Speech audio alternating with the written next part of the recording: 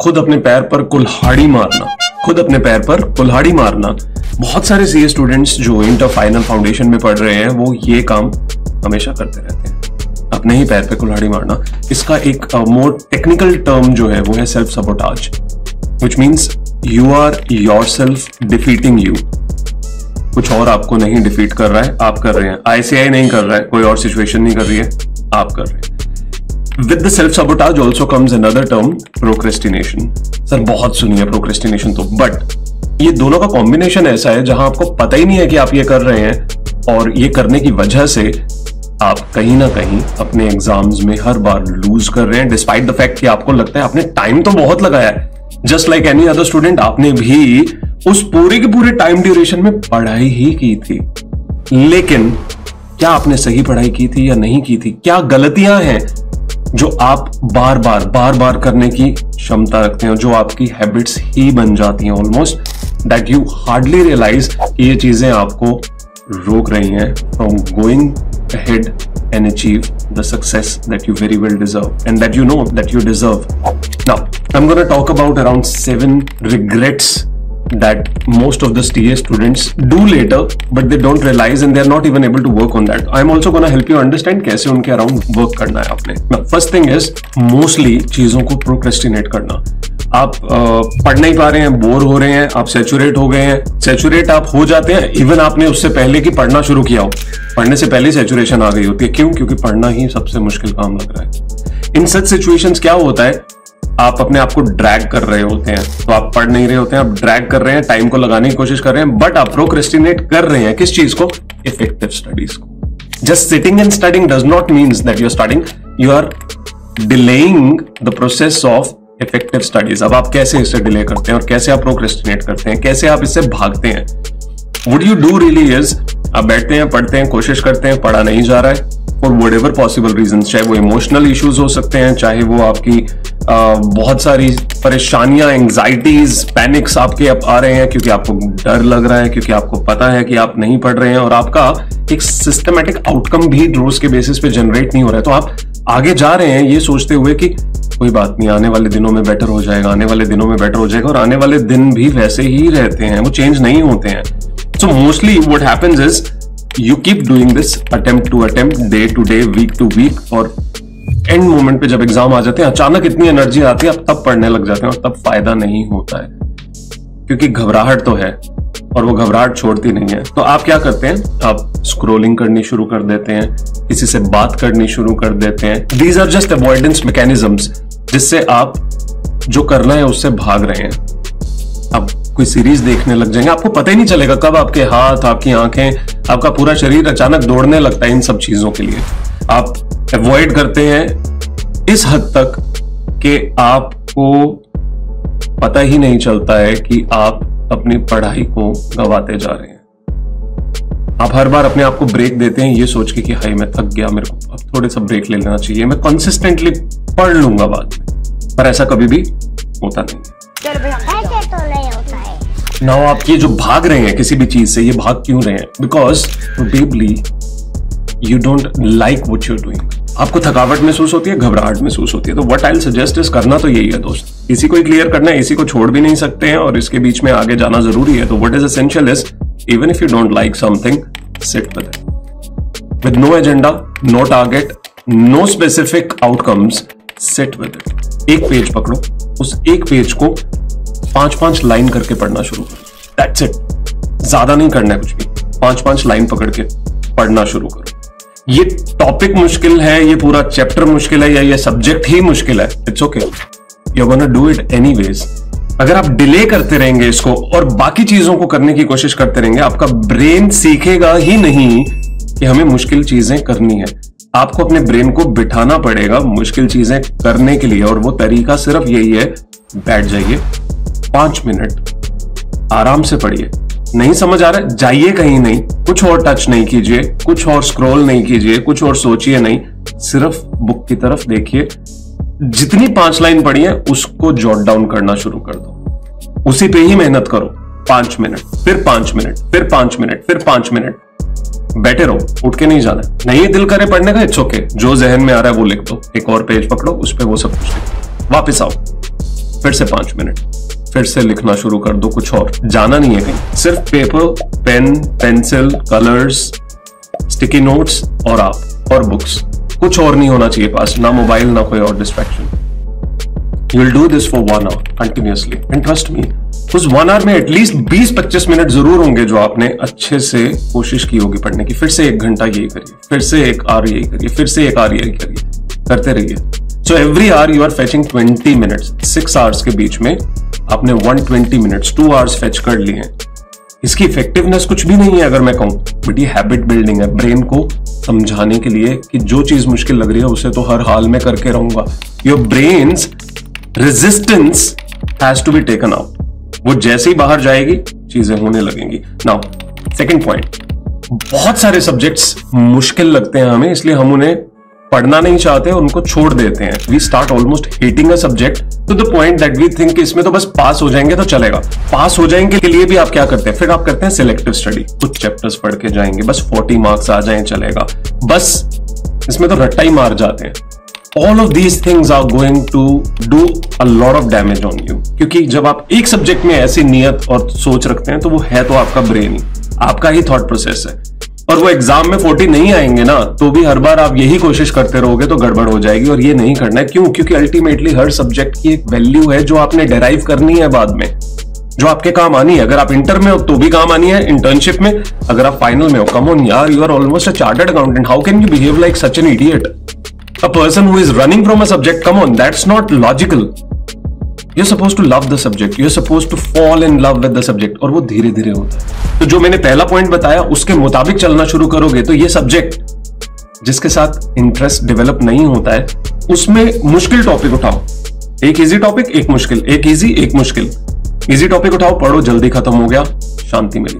फिर एक difficult topic उठाओ, और जो मैंने पहला पॉइंट बोला था 5-5 मिनट, वो करना शुरू करो। The more your brain starts getting accustomed to this, the easier it will get for you to be able to do any difficult subject, and you will stop running from the subject, which means you will reach to a point कि जहां आप examination score करने जैसे marks भी इसी subject में ला सकते हो। It is not difficult, it is just the game of the mind. Your mind does not want you to do it because you have yourself made your mind understand कि हमें ऐसी चीजें करनी नहीं है। तो इसको ब्रेक डाउन करने का तरीका क्या है? Don't delay, face it, don't hate, love it and be with it. नहीं समझ आए, किसी से हेल्प लो, कोई वीडियो देखो, किसी से बात करो। आप ही विद्वान नहीं है। ये विद्वान होने की जो आपने अपने आप को एक उपाधि दे दी है कि आप इतने विद्वान है कि आपको किसी से बात करने की जरूरत नहीं है, प्लीज। अगर आपके दोस्त आगे भी निकल चुके हैं, it's okay, go to a library, virtual library, हमारी वर्चुअल लाइब्रेरी भी है, उसमें आप जा सकते हैं, उसका लिंक नीचे मिल जाएगा। आप कनेक्ट कर सकते हैं और स्टूडेंट से, और कोशिश कर सकते हैं अपनी क्वेरीज को रिजॉल्व करने की। Simple, very simple, don't run from those. Now which means आपको एक कंसिस्टेंसी क्रिएट करना सीखना है। जैसे जैसे आप कंसिस्टेंसी क्रिएट करेंगे इन studying, in revising, in testing yourself, ये तीनों चीजें बहुत जरूरी हैं। पहली चीज सभी करते हैं, पढ़ते रहे। पढ़ने का अल्टीमेट आउटकम क्या है कि याद रहना चाहिए, और उसके बाद अल्टीमेट आउटकम क्या है कि लिखा जाना चाहिए। लेकिन ये दो पार्ट को हम करते ही नहीं, हम बस सिलेबस भगाते हैं और सारा का सारा सब्जेक्ट खत्म करते हैं, फिर अगले सब्जेक्ट पे चले जाते हैं। फिर हम सोचते हैं कभी करेंगे रिवाइज, तो आपने रिवाइज जब किया ही नहीं है, आपके जहन में कुछ गया ही नहीं है, नेक्स्ट टाइम भी जब पढ़ेंगे तो उतनी ही रेजिस्टेंस, उतनी ही मुश्किल आएगी। तो रिवीजन साथ साथ करिए एंड टेस्ट भी साथ साथ दीजिए, सेल्फ टेस्ट दीजिए, मॉक टेस्ट दीजिए, जो भी समझ आए वो करिए आप। तीसरी बात, डिस्ट्रैक्शंस। मूवी देखने की बीमारी, सीरीज देखने की बीमारी, स्क्रॉल करते रहने की बीमारी, किसी भी एक चीज के ऊपर एक्सट्रीमिटी में चले जाने की है बीमारी। बीमारियां ही हैं ये सब कुछ। आप जब बार बार डिस्ट्रैक्ट हो रहे हैं कॉल से, नोटिफिकेशन से, किन्हीं भी चीजों से, तो मोबाइल अपने आप में सबसे बड़ी डिस्ट्रैक्शन आपके लिए है। अगर आपको उसे कंट्रोल करना नहीं आता तो उसको कंट्रोल करने का तरीका फोकस मोड लगा दो। iOS में बहुत सारे मैकेनिज्म्स होते हैं डाउन टाइम के, स्क्रीन टाइम के, उसको रिस्ट्रिक्ट करने के लिए मल्टीपल एप्स को टच भी करोगे तो खुलेगी नहीं, तो खुद को पता होगा कि यार मुझे टच नहीं करना है। एंड्रॉइड में बहुत सारी और चीजें होती हैं अलग अलग मोबाइल्स में, किसी में फोकस मोड होता है, किसी में DND मोड होता है, किसी में एप्स को रिस्ट्रिक्ट करने का मोड होता है, किसी में नोटिफिकेशंस बंद करने का। कॉम्बिनेशन है, ट्राई करो, ढूंढो, मिल जाएगा सब कुछ। वो सब कुछ अप्लाई करो और उसके बाद क्या होगा, जब टच भी करने लगोगे तो कुछ मिलेगा नहीं, ऑटोमेटिकली आजाद हो गए। पास पड़े रहने दो। दो तरीके होते हैं, एक तरीका बहुत दूर रख दो और फाइट करो just with papers in front of you, no mobile. But अगर आपको लगता है कि नहीं मैं दूर नहीं रख पा रहा हूं, इट्स ओके, देन ये सब मोड्स लगाओ और बंद करो, क्योंकि at the end of the day ये सब कुछ जो आप देख रहे हो इसने तो हेल्प करना नहीं है, ये तो आपके भागने और बचने के तरीके हैं. What is going to help you is what you are studying, what you are writing on paper, what you are doing for your success. So, distraction से दूर रहने के बहुत सारे मोड्स वगैरह मोबाइल में होते हैं, वो लगाओ, नहीं तो मोबाइल को उठा के साइड पे रख दो प्लीज. ये जरूरी नहीं है कि हर इंसान को एक एडिशनल छोटा मोबाइल खरीदने की जरूरत है और उसी से ही उसकी जिंदगी बेटर होगी. बात तो सही है. You can do that even with the whatever you have, but you just have to minimalize the possibility of touching anything, or even if you touch, it does not open. नए शौक, अचानक नए शौक इसी टाइम में आने शुरू होते हैं. एक नई हॉबी, बैडमिंटन खेलना शुरू करना है, चेस खेलना शुरू करना है, गेम खेलनी शुरू करनी है, गिटार बजाना सीखना शुरू करना है, डांस करना शुरू करना है. Things have to be in a certain balance. और ये भी आपके ब्रेन की अगेन सबोटाज और प्रोक्रेस्टिनेशन मैकेनिज्म है. It just looks for something new. News देखना शुरू करना है, करंट अफेयर्स में जानकारी होनी चाहिए. अचानक टोटल नए इंटरेस्ट आने शुरू हो जाते हैं इसी पीरियड में जब आपको पढ़ना जरूरी है. तो उससे दूर रहने का तरीका क्या है? कुछ भी नया करने की सोचते हो तो पहले पूछा करो, is this limiting my priorities? Is this hindering my priorities? If yes, I should not go ahead with it. But if you wish to go ahead with it, define a limited time. Don't get obsessed by it. Obsession आपकी पढ़ाई की होनी चाहिए, obsession बाकी चीजों की नहीं होनी चाहिए. Obsess नहीं होना है, एक्सट्रीमिज्म में नहीं जाना है, बाकी चीजों पे इतना टाइम लगाना, ये शौक नए नए पाल लेना अचानक, ये सभी की बीमारियां हैं, सभी करते हैं. आपको ये नहीं करना है और उसका तरीका यही है. Every time you feel like doing such a thing, always have pen paper with you. चीजों को लिख दिया करो, बस पूछा करो अपने आप से लिख के. अपने आप से जितनी बात करोगे लिख के, उतना ज्यादा पॉसिबल हो जाएगा सॉल्यूशंस फाइंड आउट करना, उतना ज्यादा सिंपल हो जाएगा to make things happen in the positive side for yourself. तो सेल्फ सबोटाज अपने आप रिड्यूस हो जाएगा. सेल्फ सबोटाज का मतलब ही क्या है? मुझे पता ही नहीं चलता कब मैंने खुद अपने पैर पे कुल्हाड़ी मार दी. तो उसका तरीका क्या है? जब आपको लगे कि ऐसा कुछ होने वाला है, पेपर पे लिखो, अपने आप को क्वेश्चन करो, मल्टीपल चीजें लिखो, मल्टीपल चीजें पूछो, जवाब आने लगेंगे. जब जवाब आएंगे तो बहुत स्ट्रांगली वो एक्शन लेना पड़ेगा, क्योंकि दिल तो बच्चा है जी, फिसलेगा ही. आपको उसे रोकना है, उस बच्चे को. आपको बड़ा बनना है ना बेटा, तो बड़ा बनने के लिए बड़े काम करने पड़ेंगे, सख्त काम करने पड़ेंगे. बच्चों वाले कामों से जिंदगी आगे नहीं चलने वाली है. Okay next. किसी भी चीज को जब आप पढ़ रहे हो तो व्हाट हैपेंस इज, बहुत स्टूडेंट सोचते हैं कि इस टॉपिक को बस पढ़ के निकाल देते हैं, इसके बीच में बस इतना पढ़ लेते हैं कि जिससे चीजें उतनी समझ आ जाए कि पेपर में जाके क्लियर हो जाए. आई से कॉन्सेप्चुअल क्लैरिटी जो है ना, वो सबसे इंपॉर्टेंट चीज. आपके बेसिक्स, आपके फंडामेंटल्स, आपकी कंसेप्चुअल क्लैरिटी जब तक नहीं होगी, आपका connect with the subject better हो ही नहीं सकता. आपकी रिटेंशन भी बेटर नहीं होगी, अकॉर्डिंगली टेस्ट का कॉन्फिडेंस भी इंप्रूव नहीं होगा. विच मीन्स किसी एक सब्जेक्ट में भी अगर आप ये ब्लंडर कर रहे हो of not understanding the concepts, thinking बाकी दो एक सब्जेक्ट मेरा है जो मुझे बचा लेगा और ये एक को तो मैं पास कर लूंगा, यही एक डुबाएगा, इतनी बुरी तरह डुबाएगा कि आप सोच भी नहीं सकते हो.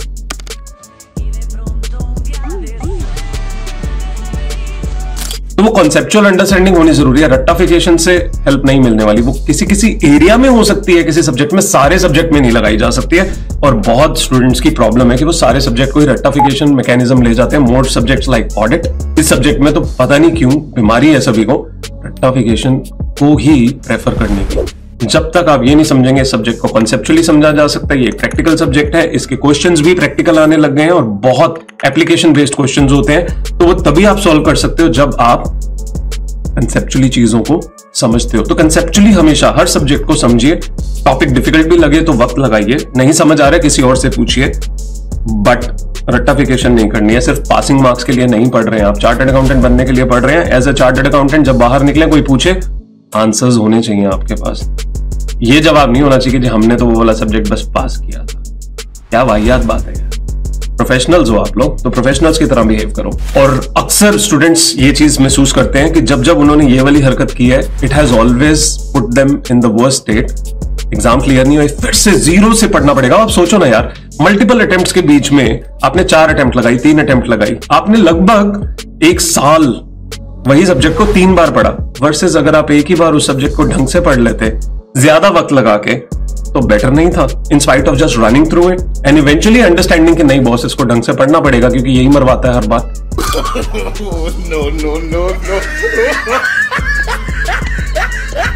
तो बेटर इट इज कि पहली बारी में ही उसको ढंग से पढ़ना शुरू कर लो. Another point, बहुत सारे स्टूडेंट्स को लगता है कि बस हमारी अटेम्प्ट आ गया तो इसलिए एग्जाम देने, चेक ही नहीं करते हैं, रिव्यू ही नहीं करते हैं अपने आप को कि कहां स्टैंड करते हैं in terms of marks, in terms of retention, in terms of recall mechanism, कितना याद कर पा रहे हैं, नहीं कर पा रहे हैं, कितना रिकॉल कर पा रहे हैं, और लिखने में हमारी स्पीड कितनी अच्छी है, हम कितना पेपर लिख पा रहे हैं। हर पेपर लड्डू पेपर होता है उन लोगों के लिए जो बहुत अच्छे से पढ़ के गए हैं, और उन लोगों के लिए स्पीड भी बहुत आसान होती है और लेंथी पेपर नहीं होता है जो अच्छे से पढ़ के गए और जिन्होंने पहले प्रैक्टिस की थी। तो जो लोग कर ही नहीं रहे हैं उनको समझ कैसे आएगा। तो जब तक आप अपने आप को असेस नहीं करें, जब तक आपको पता ना चले कि आप पूरा ग्रुप देने के काबिल हैं कि नहीं है, 2 ग्रुप देने के काबिल हैं कि नहीं है, तब तक आगे जाना पॉइंटलेस है। जबरदस्ती अटेम्प्ट दे देना जस्ट बिकॉज पास हो जाए तो क्या पता। अरे यार, टाइमली शुरू करो, टाइमली प्रिपेयर करो, टाइमली टेस्ट दो, टाइमली अपनी प्रैक्टिस जो है लिखने की करो, प्रेजेंटेशन की करो, सभी चीजों की करो, so that eventually you are able to clear. So have a clarity in your mind if this is your attempt or not. 3 attempt fail होने से अच्छा है 1 अटेम्प्ट मिस करके अगली अटेम्प्ट में पेपर दे देना, पर अच्छे से देना, with relaxed mind, with a more strong mind, with marks that you'll be proud of than just clearing the exams. नक्की पे पास हो जाएं, बस 1 मार्क्स पे पास हो जाएं, क्या जा रहा है भाई, ऐसे हमें पास कर देना, प्लीज ग्रेस मार्क्स दे देना। This is blunder. Please understand this. If this is applicable to you, use this with clarity. अगली बात, जब भी जरूरत लगे please seek out help, reach up to people who talk to you, who can tell you, who can guide you, who can give answers to your queries. चाहे वो mental हो, चाहे वो आपके जहन में किसी भी तरह के आपके लाइफ से रिलेटेड प्रॉब्लम हो, और स्पेसिफिकली आपके सब्जेक्ट से रिलेटेड, आप ही विद्वान नहीं हैं। ये ईगोइस्टिक थॉट जब आ जाता है ना 2-4 अटेम्प्ट देने के बाद कि हमें तो सब कुछ आता है और हम किसी से पूछने नहीं वाले हैं, और शर्म भी बहुत आती है, किसी से जाके पूछेंगे वो कहेगा कि भाई 4 अटेम्प्ट वाला हमसे आके पूछ रहा है, तो क्या हो गया, हम जिंदगी में शायद उन लोगों को दोबारा मिलने भी नहीं वाले हैं।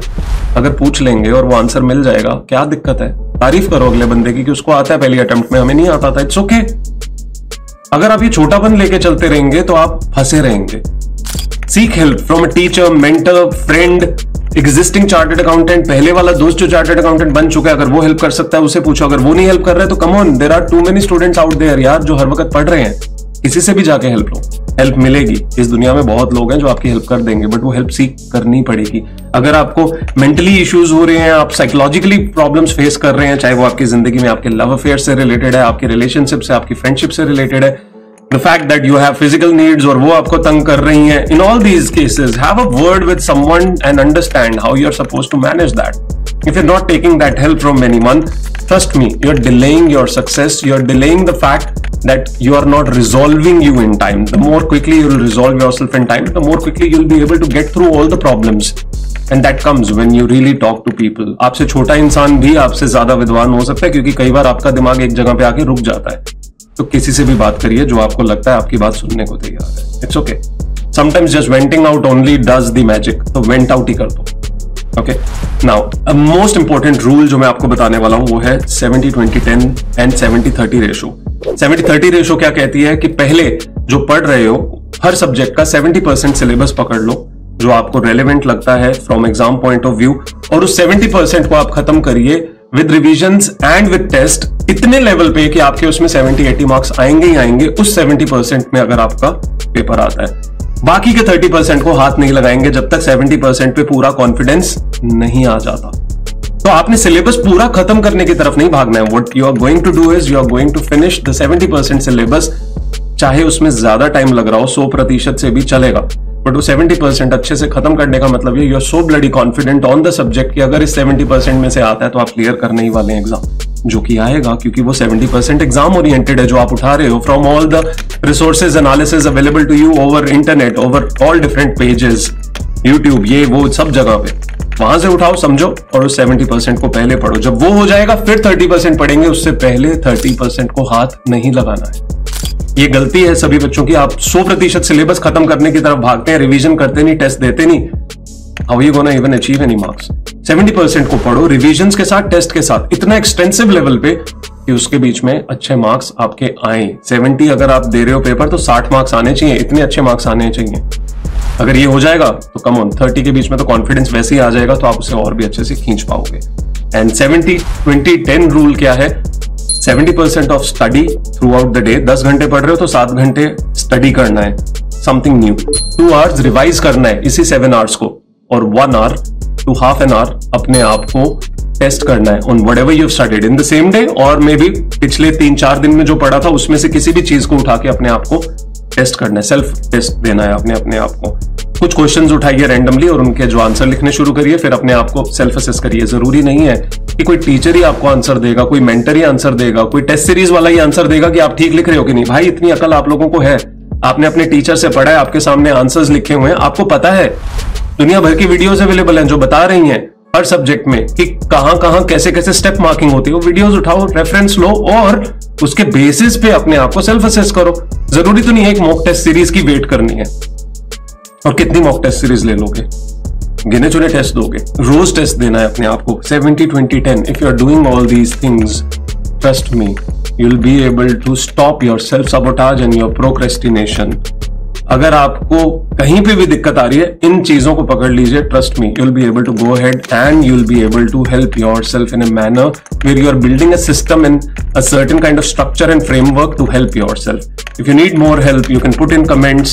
You can let me know if a certain thing helped you or a certain thing is there that you connected with, or there is more that you want to know from me on a certain point that I told you. Stay connected, and yes, if you feel that you like this video, you like it, if you feel like subscribing so that you can have more and more such videos coming your way, an algorithm supporting students like you and many other. Every time you subscribe तो क्या होता है, algorithm समझता है कि इस person ने जो वीडियोस देखी हैं, मल्टीपल वीडियोस, सिमिलर वीडियोस, वो सिमिलर स्टूडेंट्स के पास वो वीडियो भेजता है। तो भाई आपकी हेल्प होगी, मेरी भी हेल्प होगी। Please do it for your sake and my sake and the one जिसके पास ये नहीं पहुंची है। Thank you very much. Stay connected. Let me know in comments if you have any other problem that you're facing so that I can get around and help you with that. हाँ, virtual library आप join कर सकते हैं through the links given so that helps you build a more rapport with students जहां पे आप अकेला पा रहे हैं अगर अपने आप को, so that is gonna help you. Take care.